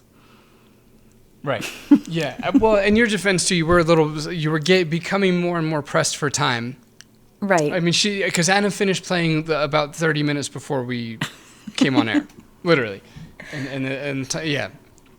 But yeah, we did the silkworm puzzle and we got through. We talked to the sad tree and... The sad tree, this is the most beautiful screen in the game. The lighting... Yeah, I was going to say, I loved the sad tree, even though he was whiny. His animation, my note just says, is amazing. It's beautiful. Yeah, this whole scene is just gorgeous. Like the way there's a heavy contrast in this game, and I'm a sucker for really, really heavy contrast. Like an example would be like anything that's lit in outer space, it's really, really hard lighting. So like one side is cranked up to like 10 on the saturation scale, and then the back side is completely dark because there's no ambient or reflective light hitting it. So that's what I mean by like a really strong contrast. And this game has really strong contrast where like this grassy knoll, like only a few blades of grass are lit up by the sun, and they're just like, it's so good. It's beautiful. And then you have to cross this grassy knoll with the silkworms telling you yes or no everywhere you go. And I guess it was a cute puzzle, but it annoyed me because it was repetitive. So I immediately left the chair and had Jacob do this puzzle. It was a little... Like you said, the idea was cool, but the execution was dodgy, and in a game so full of puzzles already, it really wasn't necessary. But I'll say that the tree was awesome because he's crying and like being extremely emotional and vulnerable and open and really just telling us about his woes. And you're eventually just like, so let me get some of your tears. Like you make him cry and then steal his tears. Yeah. Which was fucked up. And when you ask him for his tears, he's like, sure, go ahead. Use me like everyone else does. Yep. But he does, I mean, this guy does kind of pretend to make friends and then kind of trick you a little bit. It's a little bit of a Guybrush Threepwood kind of a vibe with him sometimes. Yeah, opportunistic, that's for sure. Yeah. But yeah, the tree, I thought that was really funny. It's like, use me like everyone else does, and starts crying harder again. And now this is fun because the next level is a magic area in the theater. And I was like, oh, cool, kind of like Phantom Fellows. And it's also a scrolling all the way around. And it just, once you get to the end, it scrolls back to the beginning again. And I thought that was kind of neat because I haven't come across this much in games outside of yours. Yeah, it was really cool. I like how you can scroll ahead, and it was actually nice for travel purposes because then you could just scroll and click where you wanted to go, and that was neat too. It felt a little out of place that we were suddenly at the backstage of like a circus stage play production. Like I didn't really get that, right? It was just like almost like a very normal Earth place to be. I don't know, I've said this before in critique of like Space Quest 2 where it's like you can go anywhere in the galaxy and they chose a jungle. And it's like, it's just not, I don't know, like you could really play with like imagination here and do like anything you want as far as a world in the center of the Earth is concerned. And you end up just like backstage at a play. Like it's just, I don't know. It's a little weird. Yeah, with like the weird kind of angry rabbit. There was some funny little Rabbit characters was very through funny. there. The archer and whatever. I did like the whole level, don't get me wrong. It was just a weird choice, that's all. Yeah. It was a weird choice, but ultimately the characters, everything was really fun. The magician was really funny. He had an Oliver-like vibe a little bit to me. He was the failed magician. He was so adorable. And, you know, the Igor-like pianist. And yeah, it was fun. He had good banter with the magician, too, where he's just like, what was it with the card? He goes through this really long, painful card trick or whatever, and he's just like, he's like, is this your card? And he's like, that's not a card, that's a bird. And he's like, oh, so it is, because he's blind, right? So, right. I mean, not that you couldn't feel the difference between, you know, a bird and a card, but look, it works in the moment. And then at some point, the card thing goes on so long, the Torin eventually he's like, is this your card? And he's like, honestly, sir, I don't care anymore. I don't. It was his card. It was like the two of spades. And then it turned, yeah. It was a fun bit. All of this, though, is essentially a long-winded way to get you to play more games with crystals.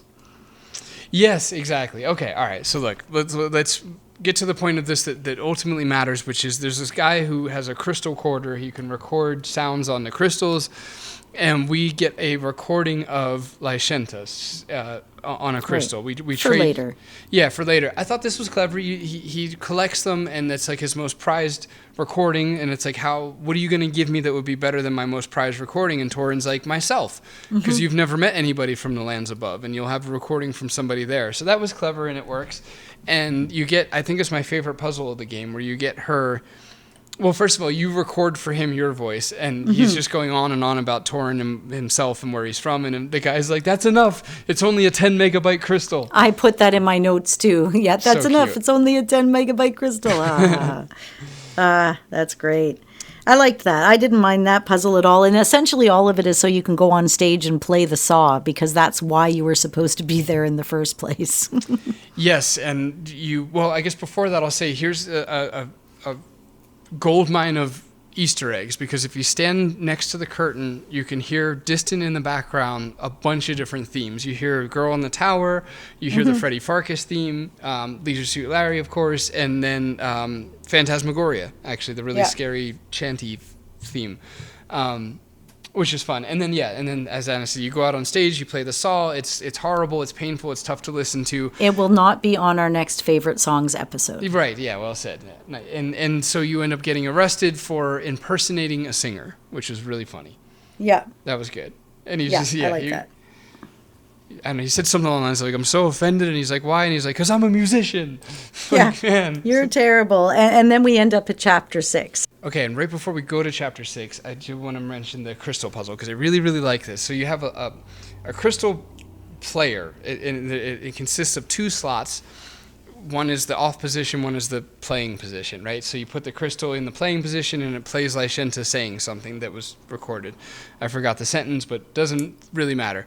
It's not a useful sentence. And so anyway, you play the saw poorly, you get thrown in jail because the judge said, I never want to see you again, and he sees you again. You are cast off into the null void, into essentially, an abyss, a void. And in being tossed into the void, if you look at the crystal now, it's shattered, it's broken. So what you have to do is create a sentence that'll lure this giant Muppet thing, Dreep, that kidnapped, what's-his-face, Boogle. Right. Eventually, after you learn how to drive a bagpipe. Yeah, you'll do that right after this. No, Well, I before. guess you could do it either in... No, you have to do it before because you have to take the bagpipe to his door. And then once you're at his door using the bagpipe, you ring the doorbell. And once the puzzle you're about to talk about there, then you climb underneath where the door is to hide. So the bagpipe is first. That's funny. Okay, so it doesn't have to be first because I didn't do it first. I wish I did because the entire time I'm trying to figure out the bagpipe puzzle, the fucking voice recording is playing in the background and it drove us crazy. Oh, God. I forgot when you reassemble the crystal, you have to make a sentence that says, I think it's just come here, Dreep. So Right. it you sounds actually like... can't get there without the bagpipe, though. You literally cannot get to where that door is without the bagpipe. Yes. No, we must be miscommunicating. So Right. before I use the bagpipe, I put the crystal in order to say, come here, Dreep. Oh, before you started bagpiping, before you knocked on the door. Yes, exactly. Oh, so you didn't even know because you had to walk As through. soon as Right. as I'm floating in the void, I start putting the crystal together. Oh, Yeah. poor you. I turned down the volume eventually. Right. So then the whole time you're trying to navigate with the bagpipe, you just hear, come here, Dreep. Come here, Dreep, for like, Except it's like 12 minutes. Yeah. Reap. Exactly. Now I understand. Thank you.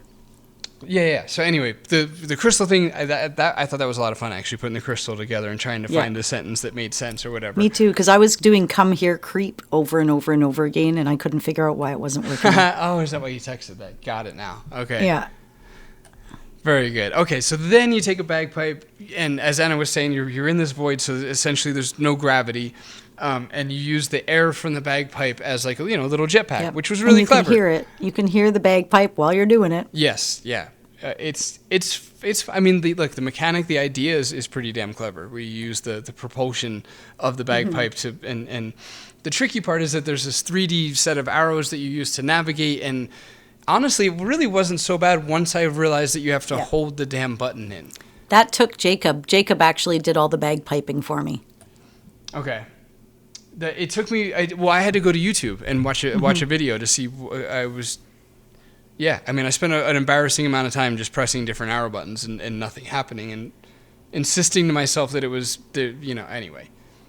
You use the bagpipe, you propel yourself to Dreep's doorstep, and you get into there, and essentially you're at the end of the game now. You're in the last room you'll pretty much be in. Yeah, because you want your step-parents to be freed, and you've got to deal with Licentia, and you do find out that you've got this magic book, that if you use it, you switch places with Licentia, or whoever you've used it on, and it's a dynamic you have to figure out very quickly, and then you need to utilize it very specifically, at very specific timings. It was very like Dragon's Lair, like one of those kind of games. It was all like click timing. Yeah, and there's not much to do here but trigger the ending, right? So the game just wants you to be hyper specific about, because that's pretty much it. You essentially trigger the ending. There's one little thing where you have to stand on top of what you think is lava and turns out to be soup, but whatever. And Torin, you find out, has more lineage than Connor, because it turns out Torin is actually a king. So, haha. Yeah, so that part's interesting because Licentia essentially starts battling him right away, and it's like a little confusing because you're like, but I thought she was the good person, but now she's like, Bad. Thank you. Now she she's finally like, does stand up for herself, and it is satisfying, right? Yeah, and then I don't know, I kind of like almost lost myself in all this because when it came time to take the collar off her, I'm like, well, why am I going to free her? And then I was like, oh, right, because she is good. It's just... And then, anyway, as soon as you free her from the collar, she sees this magical tattoo that you have on your shoulder and is like, oh, my God, it's you, Torin. And then that helped a lot because I was like, oh, right, she wouldn't have known that it was Torin, so she would have just been defending herself against this creep who shows up and starts using magic on her. And it does eventually all make sense, and it's actually quite clever writing if you think about it. So that was all good and well. It was just a little confusing getting there. There's only 2 inventory items that you have at this time. You have a magic book and you have a bagpipe. Yeah. And there's only one thing that you can do, which is use inventory on Licentia. If you choose to use the bagpipe instead of the book, you get a pretty epic Lowe Easter egg. I didn't try that. Okay, so this is good.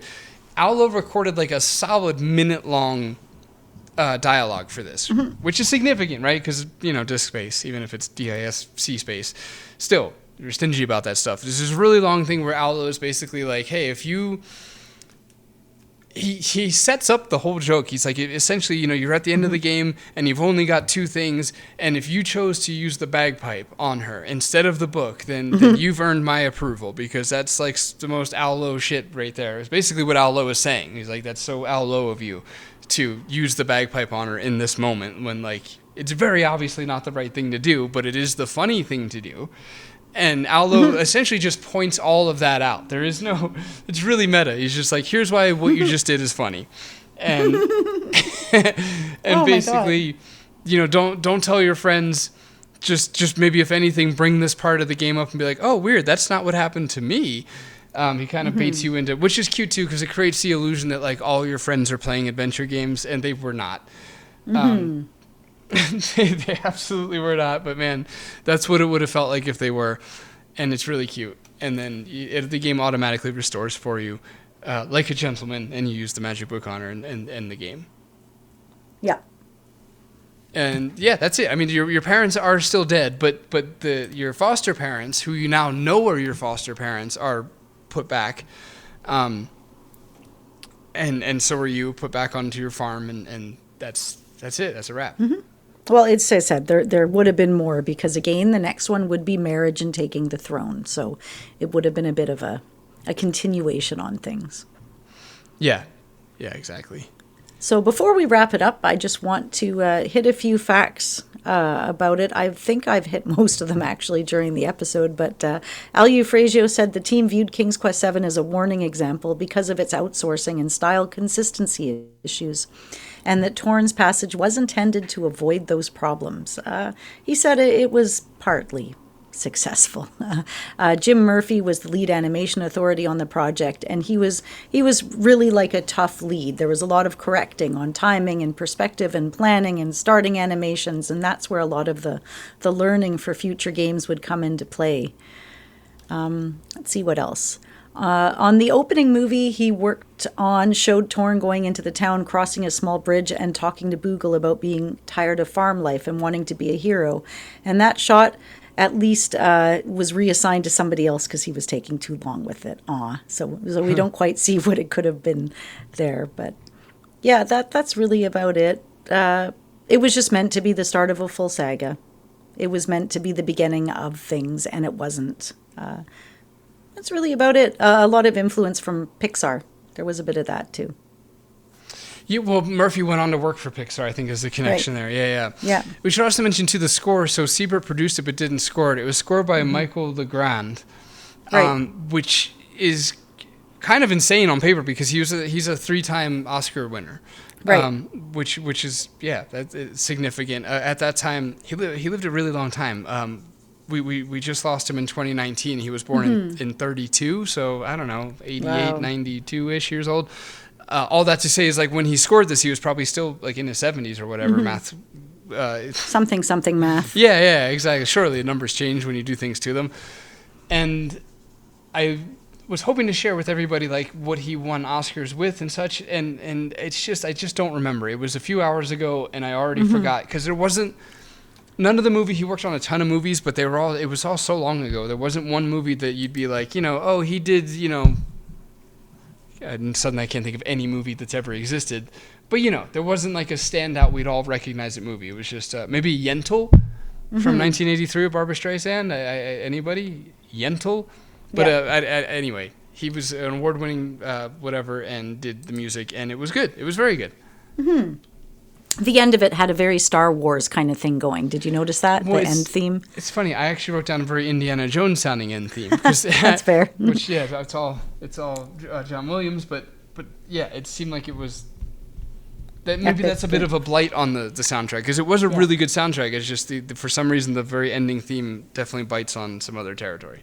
Yeah, it didn't fit quite as well. But overall, would I recommend playing the game? Yes. Would I recommend it as your first experience with an adventure game? Well, with the tutorial that you spoke about, maybe my answer would be yes. No, absolutely not. Don't play this. Yeah, those puzzles are That was a really hard game, and it was a lot of puzzles, and I wanted to love it more, and I loved the game in between the puzzles, and I love the fact that this was the very first adventure game where my son and I tag teamed it like that, so I'm very happy for it. Nice.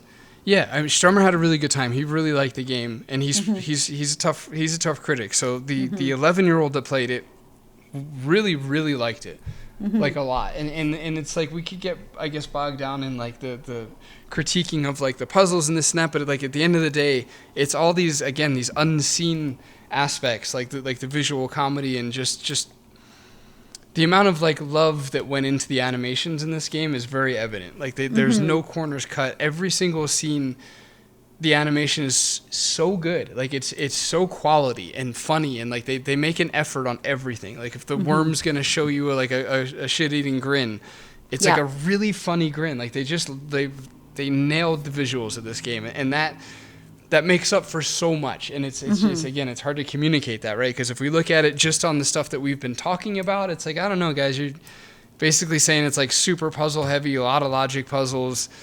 There is this kind of, on the negative, there is this, I guess it's, any game that has a one-click interface, I get this from. I feel like What do you feel? Like taken on a journey instead of having had one. So that was in my notes. I felt, and it made me feel the same way in King's Quest VII, that the fact that you could choose any chapter to start on at any time, even if you hadn't made it there yet, made everything I did feel a little bit pointless. Right. So I was like, what does it matter? Because I can just like start anywhere, anytime, and I have what I have and I do what I do. So it made me feel like it didn't matter as much. Yeah, that's very, very interesting. Yeah, good point. And I just felt more taken for a ride as opposed to like on an adventure. And maybe what I was saying earlier with that dialogue thing, it's like an example of that stuff builds up where it's like I don't really feel like I have agency. I feel like I'm just clicking a lot. And it's like if you just click when the thing tells you to click, we'll all get through this. As opposed to like, I don't know. Yeah. It's not really an original thought that I'm trying to share right now, because I do get this whenever it is the single click thing, but it's just, it enters that what are we doing here territory where it's like I feel like I'm just clicking through the game, and then with interruptions for the types of puzzles that I don't like, which are logic puzzles. So I can't even fault it for that, because I recognize that some people really like that. It's just not my thing. So it's like that's okay. Better articulated way of saying is the moments in this game that you really truly have agency are when you're in logic puzzles. Right. And I don't like the logic puzzles, so that left to the rest of the game, it left me feeling like I didn't have a lot of agency over what was happening. Because again, of using, hovering the cursor until it lights up. It's like, because once you know that, it's like, how do you convince yourself to play it otherwise? Like, I just can't. It feels like pretending. It's like, well, let's just pretend that it wouldn't tell me the answer. No, which is what I was doing with Strum for a while, where I was trying to, like, because I wanted to foster and encourage his creative thinking without being like, oh, dude, don't worry about it. The fucking mouse will just tell us. You know what I mean? Like, I was trying to protect him from that so he could think through this. And ultimately, it's like we were just kidding ourselves. It's like, fuck it. Once you discover the secret, which he did halfway through the game, it's like, oh, okay, well, I'm not going to think anymore. I'm just going to see when the cursor lights up. And that's not an inherently Torin's passage problem. It's a lot of games do it that way, and it's just not. It's more modern for sure. But other than that, the animation, the story itself was cool. I think the crust, the different layers of the earth thing, like that's. It's not like that's been done 100 times, right? That's a pretty damn. I don't want to be ballsy and say it's never been done before. I'm sure it has, but it's not. Yeah. Yeah, but the dig, you don't go into the planet, right? You go to a kind of do. You go to a different planet, though. Oh, you mean like when you go into the meteoroid? Yeah. But it technically teletransports you to a different world. You're not going. True enough. Yeah. I don't know. I felt the comparison. That's all. When did these were both 95, eh? I think so. You hear me trying to sound Canadian, guys? Yeah. She bought it too. She didn't say anything at all. No, I totally took it. Yeah, 1995, both of them. Like, do you think that they I don't think they could have taken. It'd be pretty hard to take influence from a game that came out the same year. It could have been just a sci-fi kind of thing, but I don't even think that they necessarily did. I can just see the similarities, that's all. I don't think they're actually connected for real in any way. Well, it was fun. It's a weird one to judge, I guess, but it was fun. Yeah. It's not like Freddy Farkas good, because Farkas for me was like one of those like, this is a hidden gem. Like, it's really good. Why aren't more people playing this? Why haven't more people talking about this? Whereas Torin's, it's like, yeah, I see why. I see why it's not madly popular. Like, it's, but it is better than you would, I don't know. It doesn't deserve to be ignored. For a kid's game, it was better, but I mean, it was hard for a kid's game. It was like adult level difficulty with kid level humor. Right. And now I guess you could say like the there is hint timers and there's all kinds of stuff that we didn't even necessarily utilize that True. Maybe would have helped kids. Because of the internet. Right. Exactly. But okay, that's it. So definitely play the game or listen to this episode again. One of those two. Right now. Go. Otherwise, I want you to take a minute. Me?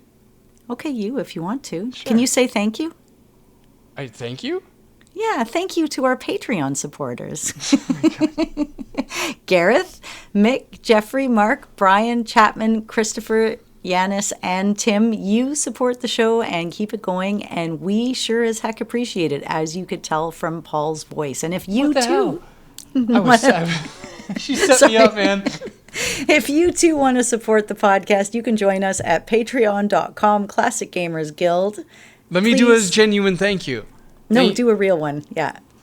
Hey. Thanks. No, wait, let me take that again. Hey.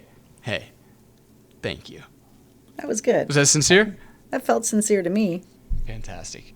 Good. And otherwise, thank you for listening to the podcast. Download the Phantom Fellows if you haven't already. If you have, find it on another platform and download it there. Otherwise... Or just leave us a positive review. Leave a positive... Oh, yeah. Yeah. That would be nice, too. Those are man, yeah. I would could play unholy things for a positive review. Play it on Twitch or, whatever you like. And then follow us on Twitter at CGG Podcast and Paul at the Phantom Fellows. But without a the. Right, Paul at Phantom Fellows, but I always say the for no reason. I should have gone with the. It's clear, yeah. You should have. Yeah, you can also find us on Blue Sky, Instagram, YouTube, and all sorts of cool stuff at thephantomfellows.com. You can get in touch with us at don'tdoamurder@gmail.com. So, thank you. Leave the pod a review, too. Just be like, good sounds, much words, and then the star thing. Right. Don't do a murder.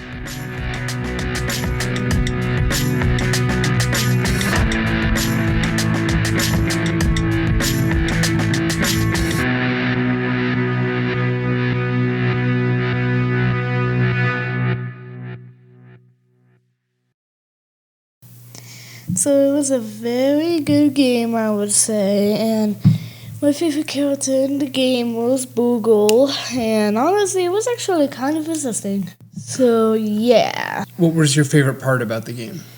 I guess mostly it's just like putting all the rainbows crystals together. Yeah. How would you describe the game to somebody else? So it's like a very chewy game that my dad says, but for me, this game reminded me of Peter Pan. And honestly, it was a very interesting game. And it had my favorite character was Boogle, the dog, probably. And another thing that I just want to say about the game is that there was a lot of interesting chapters for this. Like chapter 1 to like 6 or 5, I don't know. But yeah. What was your one favorite part of the whole game? I don't actually know. Maybe connecting all the rainbow crystals together to make a crystal rainbow. And also, I remember there was a funny part. It was a girl with the yacht. So, yeah.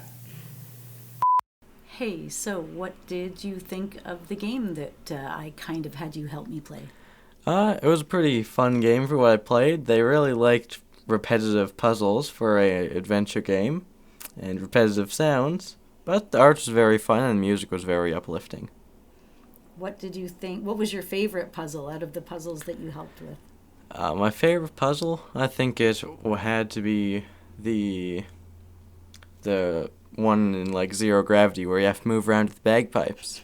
It's fun, but again, bagpipe sounds every few seconds, very repetitive. It was a little bit much. All right. Well, what do you think I thought of the game? I think that you thought it was a game that you would not replay, but it was fun for the time that you did. Thanks, man.